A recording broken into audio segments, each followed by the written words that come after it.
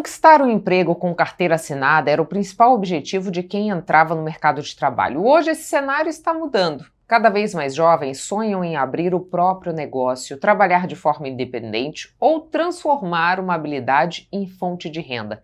Ao mesmo tempo, as empresas precisam se reinventar para atrair e manter esses novos profissionais que buscam mais flexibilidade, autonomia e propósito na carreira. Mas essa mudança representa, de fato, um afastamento da CLT? É sobre essas transformações que nós vamos conversar agora com o economista Jonil Vital de Souza, que nos ajuda a entender como o comportamento das novas gerações está redesenhando o mundo do trabalho. Jonil, muitíssimo obrigada por aceitar o nosso convite, para a gente entender um pouquinho mais essas mudanças nas relações de trabalho com o ingresso dessa geração batizada como Z nesse universo, né? É real que eles têm uma preferência por empreender do que por um vínculo trabalhista pela CLT, né? O que a sua experiência traz para a gente? A estatística diz que sim, né? Então, a gente está numa situação assim, de evolução econômica das relações trabalhistas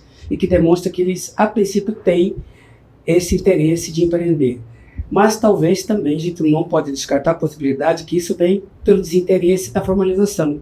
Que a formalização geralmente você propõe muitas regras, você não tem uma perspectiva de carreira, de investimento naquele setor e ao mesmo tempo valor de salário pequeno. E você não tem liberdade, você tem rígido. Então, creio eu que combine uma coisa com a outra. Combina os avanços da tecnologia, dos aplicativos, do celular, por outro lado também com a relação trabalhista antiga. Só para você ter uma noção, as regras de CLT, elas reportam a época de Getúlio Vargas. A CLT foi promulgada em 1943, ou seja, mais de 80 anos atrás. Então, o mundo mudou bastante e as regras mudaram muito pouco. Agora que nós estamos vendo, por exemplo, a discussão da taxa de 5x2, né, a possibilidade de descanso. A escala 5x2, né, que está em discussão no Congresso. Exato.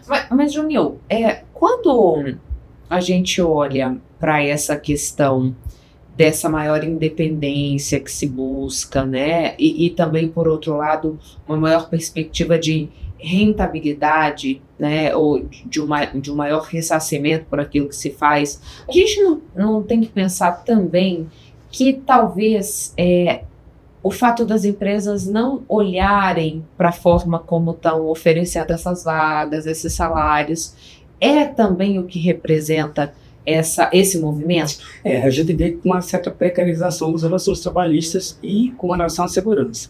Então, se por um lado, talvez o jovem ou as pessoas que têm os espirituais empreendedores, eles se veem assim, nessas possibilidades das diversas formas de trabalhar sem patrão, sem carteira assinada, com liberdade de horário, mas tudo tem pró e contra, né? Então tem consequências dessa atitude. Você tem uma liberdade de horário, você faz seu horário, seu turno de trabalho, mas por outro lado também você não tem certas seguranças. E isso é o que a gente fala, porque às vezes o mesmo patrão que ele reclama que o jovem não quer a CLT, preferindo a pejotização, por outro lado também oferece muito poucas perspectivas.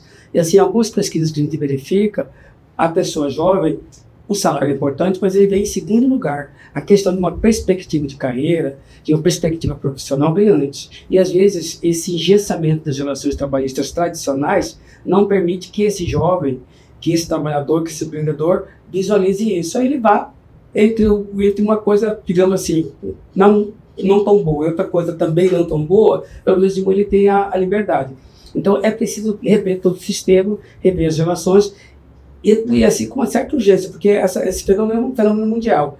E assim, também tem uma outra situação que se pega muito depois da pandemia, as pessoas também elas querem ter mais uma certa liberdade, né? Elas têm, digamos assim, mais levam muito em consideração a qualidade de vida. Você poder, o trabalho não é mais o centro da vida. Exatamente. Né? Trabalho, então você também tem que ter um espaço para lazer, ter uma liberdade, tudo aquilo ali. Então tudo é preciso rever essas relações. E aí acontece, paradoxalmente também, que realmente as empresas, no momento como o Brasil está, que você tem quase pleno emprego, e as pessoas não estão muito com vontade de ficar fixadas em determinado lugar com compromisso rigoroso, rígido, elas têm dificuldade de repor um empregado, né? Então o empregado vai falar assim, não, por isso eu não quero ficar. né? Não está sendo muito atraente. Então, e a rotatividade é muito exatamente, grande, né? Exatamente. Você tem uma possibilidade, também você tem um engessamento. Agora, a gente tem perspectivas, que quando a gente fala assim, que a relação trabalhistas ou patrão-empregado, mesmo a tradicional, pode evoluir. Pode evoluir. Por exemplo, o Estado, muitas empresas têm dado a possibilidade do home office. O home office, a pessoa pode trabalhar em casa, já permite uma economia de deslocamento, né? De o tempo ser gasto. Você imagina assim, em Cuiabá, que é uma cidade média, um trabalhador que mora no pé da 90, para ele trabalhar no centro, ele vai gastar praticamente 1 hora para ir, 1 hora para vir, ou mais, né? Então, esse tempo de transporte, de repente, poderia ser. Agora, é evidente que nem todas as atividades podem estar sujeitas a um home office, por exemplo. Mas você pensar possibilidades de você inovar ou de você criar atrativos é essencial para essa parte do emprego formal que as empresas também necessitam, né? E Junil, quando a gente, olhando alguns estudos também, fala-se muito sobre essa geração precisar visualizar um propósito naquilo que faz. E muitas vezes o trabalho não é visto só como uma geração de renda, né? Ele precisa ter um propósito. É isso que falta também para atrair esses jovens? Realmente é isso que realmente falta, porque o mundo mudou bastante. Então, na esteira do que você disse, por exemplo, antigamente o sonho era você começar a trabalhar, comprar seu carro. Hoje em dia, uma parte grande dessa geração, ela prefere alugar o carro, ela prefere ir no carro, não precisa comprar aquela coisa, ter aquele bem. Então tem que ter outras atratividades. Você tem que propor um projeto de futuro, digamos, né? Eu quero sim trabalhar, quero ter minha renda, mas quero fazer uma coisa que eu goste. A empresa tem que dar uma perspectiva, talvez aquela relação patrão que não manda, empregado que obedece, nem seja tão atrativo, né? Então a pessoa também tem horário para lazer, tem horário para sonho, para projetos, para sentir que está evoluindo numa carreira. E para os jovens isso é muito importante. Então, há de se pensar de forma geral que essa relação trabalhista tem que evoluir, de ambos os lados, né? Por outro lado, também, a gente sempre fala assim, tá bom, você tem uma liberdade, o mercado assim, tem muitas perspectivas, né, das pessoas que são autônomas. Só para ter uma noção, hoje, por uma estatística recente, de cada 10 trabalhadores, 2.000, de cada 100, 25 já estão trabalhando por conta própria. Mas você também tem essa precarização. Por exemplo, se você cai doente, se você sofre um acidente, e aí? Os seguros de emprego, né? E a aposentadoria futura, ou então você não tem direito a férias. E às vezes, assim, trabalhar por conta própria requer, às vezes, até muito mais esforço, porque você não tem hora extra, você de repente vai trabalhar 8 horas, 6 horas, você vai trabalhar 10, 12 para manter uma renda.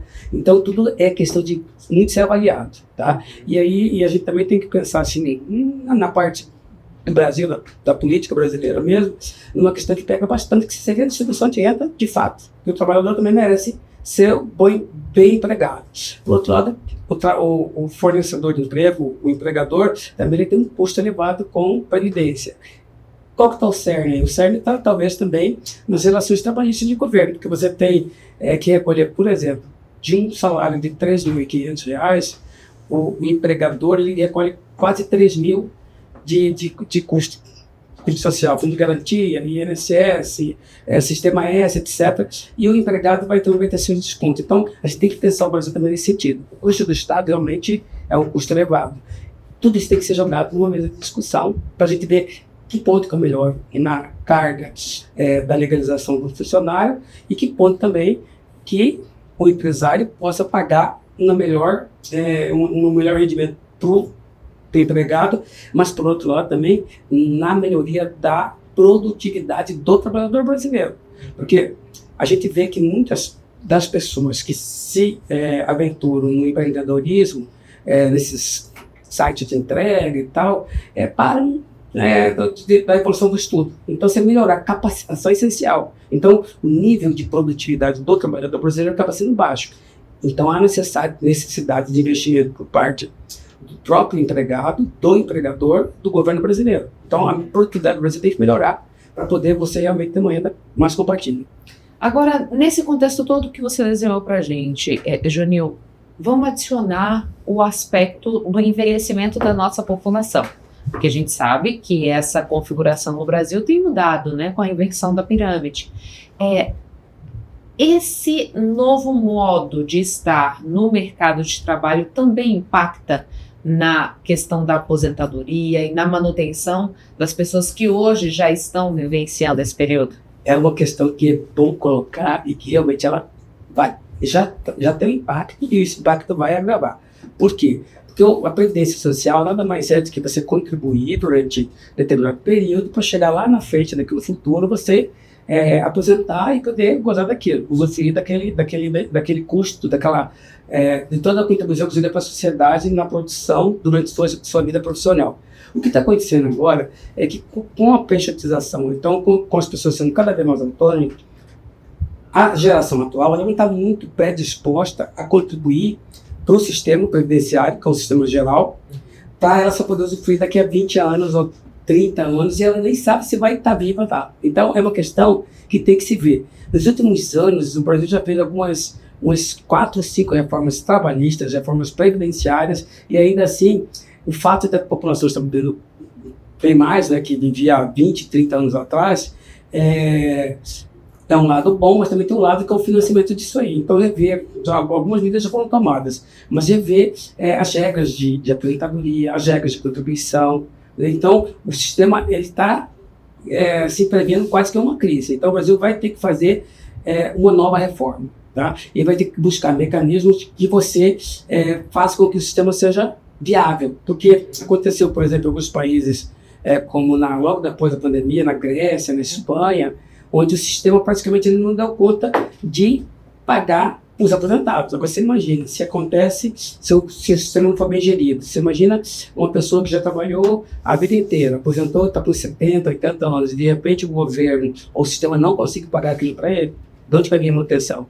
E a gente está falando do Brasil, que é um país ainda que a desigualdade de renda é bastante grande. Então tem que se pensar em tudo isso. E realmente a situação atual, apesar da gente estar numa situação de pleno emprego, mas como quase entre os jovens, para você ter uma noção, de cada 10, 6 preferem ou estão trabalhando de forma autônoma. Ou seja, não estão contribuindo diretamente. É mais da metade. Mais da metade. E a atração para isso está dessa forma.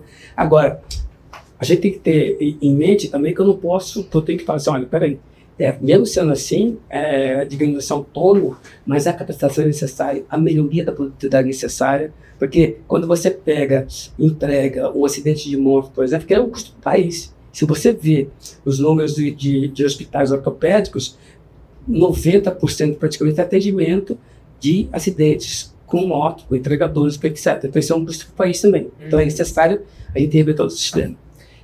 Genil, quando a gente pensa nesses jovens que hoje prefere empreender, prefere estar autônomo, isso também traz uma dificuldade, porque assim, hoje a gente sabe que existe o etarismo. Sim. Né? Então, cada vez mais que o tempo passa, a inserção no mercado é mais difícil.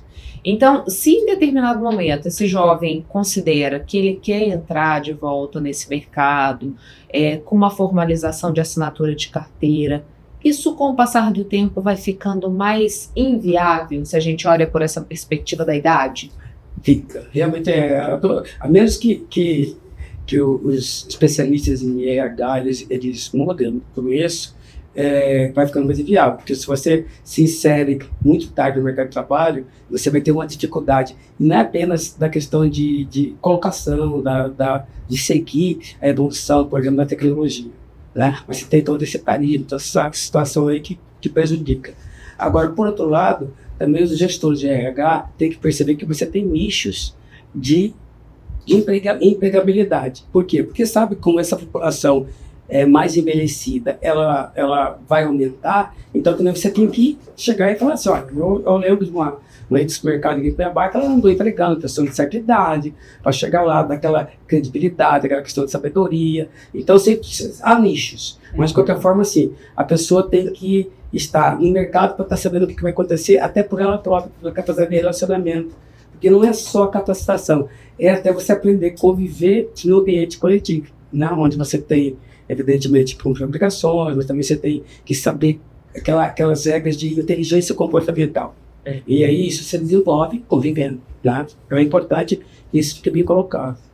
Existe também uma pressa dessa nova geração que muitas vezes não se prende nesse mercado de trabalho da carteira assinada porque quer para ontem, por exemplo, chegar a um cargo de liderança e não consegue compreender as etapas que esse processo exige? Exatamente. Porque às vezes isso é próprio da juventude, né, de fases da vida. Então aquele imediatismo acontece. Então até que ponto que os nossos especialistas em RH ou as escolas vai colocar assim, você tem que ter uma carreira, porque às vezes a pessoa, eu vou dizer assim, até brincando, a pessoa está se achando, né? Já está se achando. E na verdade assim, tem suas vantagens, tem tudo isso, mas também tem as suas cautelas que devem ser tomadas, né? Porque aí você disse assim, na questão do emprego, você imagina, chega um jovem com um pique de 100, aí vai chegar e encontrar uma estrutura toda engessada. Então você tem um certo conflito.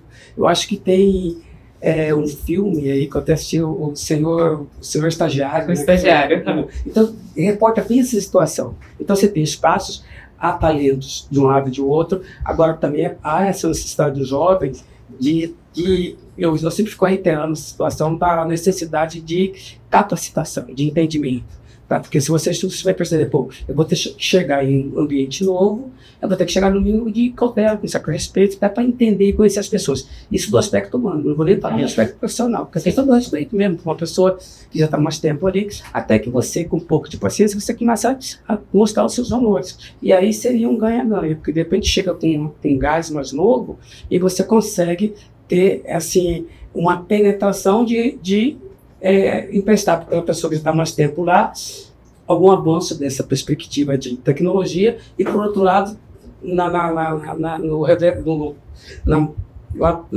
no revertério disso, você também pega a experiência dele. Né? É uma via de mão dupla. Exatamente, a palavra seria melhor, é isso aí. Então, é essa necessidade. Então, essa impaciência aí, e também a gente insistir um pouquinho, né, pastores? A gente insiste, às vezes, com amizade, depois você descobre que a pessoa é melhor do que você imaginava, que a gente tem certos preconceitos, né? Insistir um pouquinho, evidentemente que não vai perder aquele gás da juventude de alterar, de mudar, de inovar, mas insistir um pouquinho até conhecer realmente se é aquilo ou não, porque falta também a questão dos cursos que a gente fala de você ver a vocação realmente. E aí você não faz isso, se não experimentar e não ter um pouco de paciência. Isso é importante, isso. Existem estudos vocacionais também, né, para a pessoa realmente descobrir até que ela não precisa ficar pulando de galho em galho. Então, isso aí também seria um aspecto importante da análise dos RH das empresas, né? Uma vez encontrando aquelas características, sabe despertar o potencial daquele jovem. Agora, Jonil, você citou a importância da qualificação, né? Da qualificação continuada. E a gente tem visto, por exemplo, uma taxa de abandono das graduações que é muito alta. E também existe uma certa facilidade que é vendida pela internet, né? Nesse universo dos influenciadores, das plataformas de venda. A gente pode dizer que o fenômeno rede social, internet, é também um ingrediente que tem impactado sobremaneira na colocação desse jovem no mercado? Isso é importante ter em mente, porque realmente você tem influenciadores que têm receita para tudo. Né? Então eu falo assim, na verdade, você dão só alguns exemplos isolados. O cara não estudou, mas jogador de futebol ganha milhões. Não são todos os jogadores de futebol que ganham milhões. Não são todos os influencers que estão aí que ganham bastante. Uma grande parte não é tudo aquilo. Então você fica muito naquela ilusão, naquela situação. Então isso aí influencia bastante. Há muitos potenciais em diversas áreas que a tecnologia permite, mas também que nem a gente falou agora há pouco, né? Se você for pular de galho em galho e insistir um pouquinho em determinadas coisas, você se perde. Então, mas de qualquer forma, assim, concretamente, a gente tem estudos que mostram que quanto mais tempo de sala de aula, quanto mais tempo de estudo, quanto melhor a formação, a média de rendimento daquele trabalhador é superior a quem não tem. Entendeu? Então, por exemplo, se a gente fosse pegar alguém que já tem uma certa qualificação, que tem uma certa experiência, ou que adquiriu essa experiência, e tem um salário médio, por exemplo, de 10, 12 mil, e você pegar alguém que se dedique hoje ao Uber ou ao aplicativo de entrega, o salário médio está em torno de R$2.900. Tá? Uhum. E com uma carga horária que é mais exaustiva. Ele vai permanecer praticamente nesse valor quase que permanentemente, sem uma perspectiva de funcional. Tem uma liberdade de horário? Tem, mas não vai poder dar um salto qualitativo na cadeia dele. Então, é preciso assim, que a gente verifique com bastante cautela isso, né?